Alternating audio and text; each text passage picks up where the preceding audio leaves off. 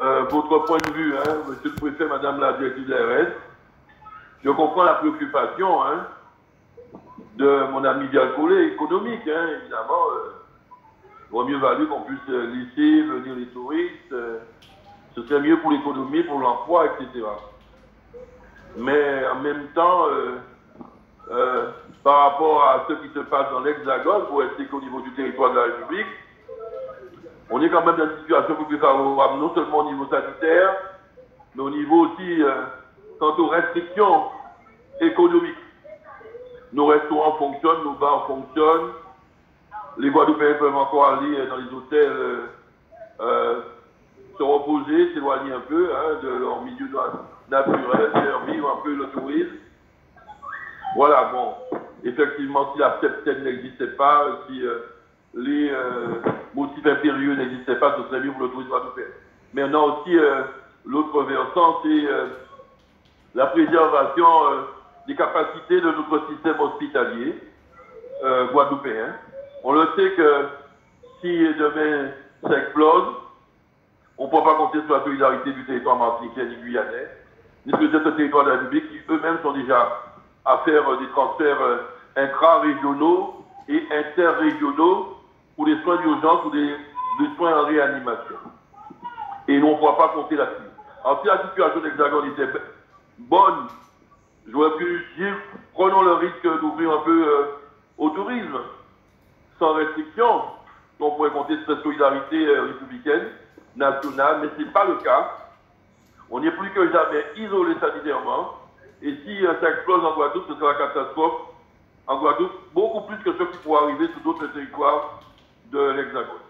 Donc je pense qu'il faut quand même être raisonnable, raison gardée, et quand même préserver l'essentiel au niveau sanitaire, tout en préservant aussi une bonne partie de notre économie, parce qu'on peut encore fonctionner, contrairement au territoire de l'Hexagone. Merci. Alors... Des motifs impérieux. Alors, s'il peut expliciter un peu sa proposition, j'aimerais bien pouvoir juger sur pièce ce qu'il propose. Deuxièmement, à vous-même, monsieur le préfet, au rectorat, à la reste aussi, hein, quelles sont, est-ce que les préconisations qui existent actuellement pour l'éducation nationale au niveau de Zakola, compte tenu de la prégnance de la déplacement du virus ces mutants au niveau national, il y a des mesures un peu plus restrictives qui ont été imposées au niveau national pour l'éducation. Est-ce qu'elles s'appliquent? Il me semble que oui, mais il y a des précisions. Au niveau local, notamment pour la restauration scolaire, il faut 2 mètres, non plus 1 mètre, etc. C'est des mesures un peu plus restrictives qu'auparavant. Et la troisième chose que j'aimerais dire, c'est plus une réflexion. Et j'insiste peut-être lourdement là-dessus. Je pense que si on est à des chiffres aussi intéressants en termes d'indicateurs du virus, de l'épidémie, c'est aussi, à part les mesures que nous avons prises localement, la participation des Guadeloupéens. Je ne pense pas qu'on est meilleur qu'ailleurs sur les territoires hexagonales en termes de respect des gestes barrières. Je pense qu'on a aussi une contingence climatique locale. On ne subit pas l'hiver comme en France, on n'est pas amené à se confiner à l'intérieur pour nos activités humaines. Et on est dans un pays très versé par les alizés qui facilitent un peu l'aération, un peu de tous nos espaces de vie. Et je pense que ceci contribue sérieusement à faire diminuer la circulation du virus. Et on devrait donc insister davantage là-dessus. Je ne le vois pas dans les messages. Et je pense que c'est un atout qu'on a en Guadeloupe, compte tenu de notre climat, de nos alizés. Il faut insister pour dire aux gens de développer leurs activités le plus possible, aussi les activités sportives, culturelles, que généralement, hein, quand on est chez soi, plutôt rester enfermé à l'intérieur des murs, restons plutôt sur la véranda, sur le balcon, etc. Pratiquons des activités davantage qui tiennent compte de notre climat favorable en cette période. Je pense qu'il faut beaucoup insister sur l'aération, on n'insiste pas suffisamment là-dessus. C'est un facteur, à mon avis, déterminant de la situation plutôt favorable que nous connaissons au niveau de la Guadeloupe. Merci, Monsieur le Président. Allez-y. Oui, concernant l'aération, on préconise 15 minutes, etc.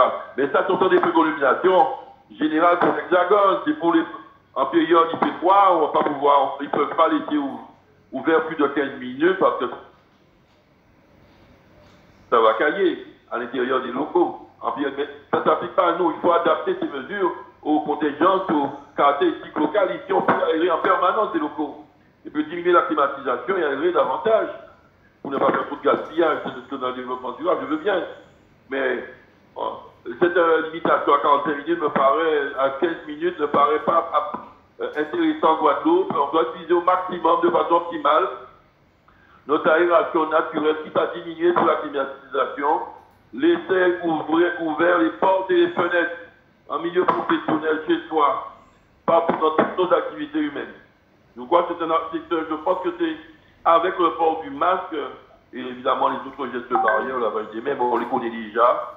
Ce sont des mesures essentielles qui peuvent nous permettre localement de résister un peu plus qu'ailleurs. Au niveau de l'Hexagone, qui sont en pleine période hivernale, ils ne peuvent pas laisser ouverts les locaux trop longtemps, évidemment, parce qu'ils vont cailler à l'intérieur. Donc il faut utiliser ça au maximum, de ne pas se préconiser uniquement les mesures hexagonales. Il faut les adapter au pays pour optimiser la prévention contre l'épidémie. OK? Et bon, maintenant, concernant Vialcolé, mon ami Vialcolé, je comprends sa préoccupation. Je suis professionnel de santé, donc j'ai peut-être une déformation un peu plus sanitaire que lui, qui a peut-être une déformation un peu plus économique que moi. Mais on doit trouver un juste milieu, c'est le pouvoir qui est en question, ça survit son emploi et la cohésion sociale. Donc peut-être qu'on peut progresser sur les motifs impérieux compte tenu de nos chiffres, hein, tout en conservant peut-être la tests, en termes de conditions, les tests préalables. Mais peut-être que tous les motifs impérieux, monsieur le président, peut faire quelques adaptations locales pour permettre peut-être d'arriver, mais avec des précautions quand même sanitaires, et aussi avec un contrôle très strict des activités touristiques dans les hôtels et ailleurs. Je pense qu'il y a peut-être matière à évoluer un petit peu sur ce concept de motif impérieux pour l'adapter aux impératifs locaux.